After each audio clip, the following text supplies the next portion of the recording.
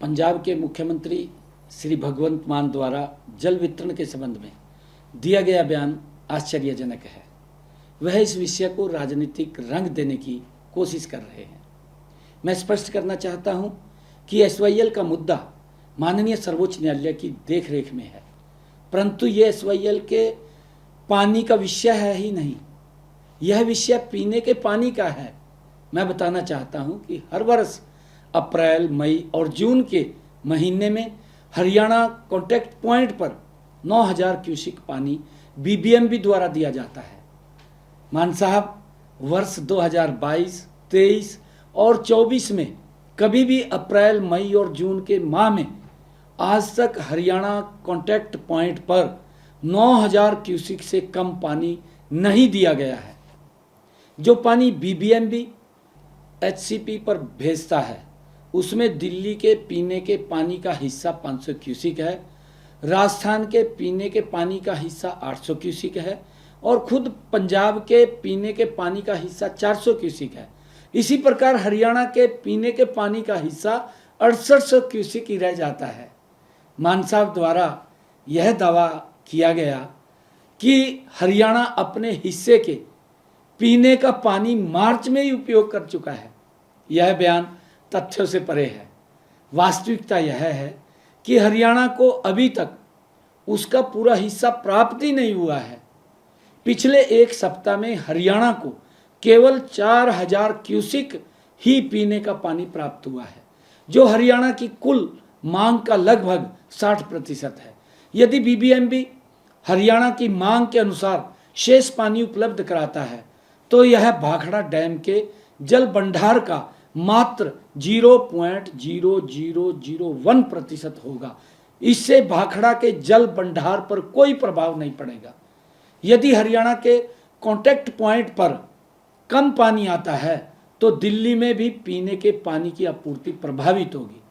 मान साहब, जब तक दिल्ली में आम आदमी पार्टी की सरकार थी तब तक दिल्ली जाने वाले पानी पर आपकी सरकार को कोई आपत्ति नहीं थी, लेकिन अब दिल्ली में आम आदमी पार्टी की सरकार हार गई है तो दिल्ली की जनता को सजा देने के लिए मान साहब यह बयानबाजी क्यों कर रहे हैं।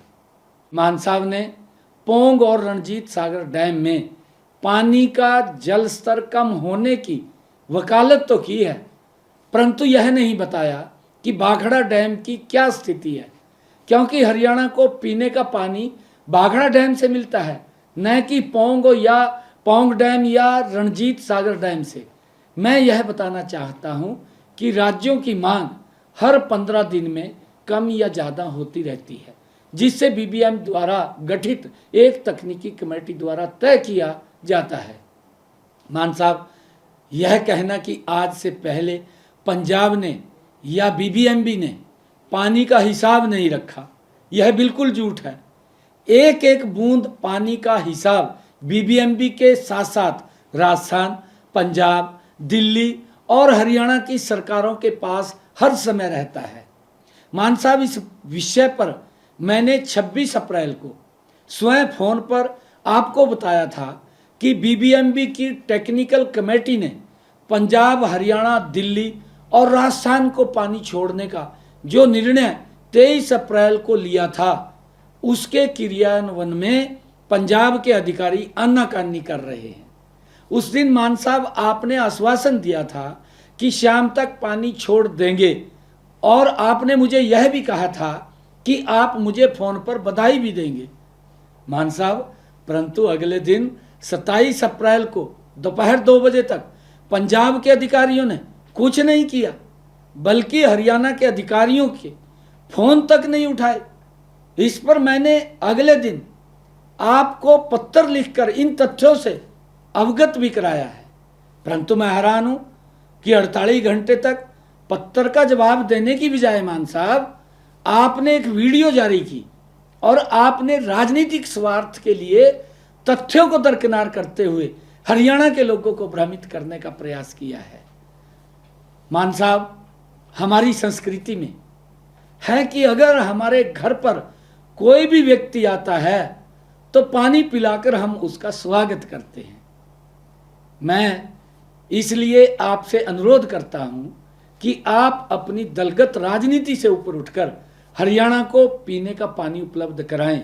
मैं आपको बताना चाहता हूं कि जून से पहले जल भंडार को खाली करना आवश्यक होता है ताकि मानसून के दौरान बारिश के पानी को संग्रहित किया जा सके।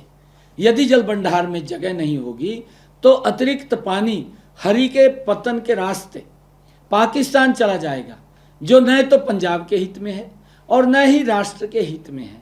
मान साहब, मैं आपसे अनुरोध करता हूं कि संकीर्ण दृष्टिकोण से ऊपर उठकर राष्ट्र के हित में सहयोग करें और हरियाणा को उसके उचित पीने के पानी की आपूर्ति सुनिश्चित करें। मैं आपसे यह अपील करना चाहता हूं।